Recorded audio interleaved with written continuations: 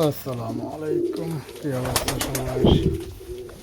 দেখেন, কবুতরগুলোকে একসাথে খাবার দেওয়া হয়েছে।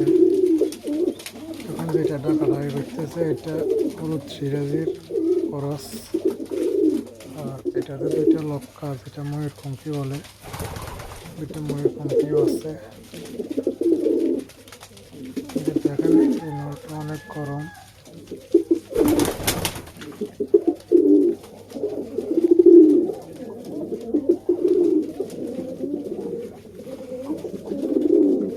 কবুতর এটা ডিম সবসময় বাসার নিচে দেয়।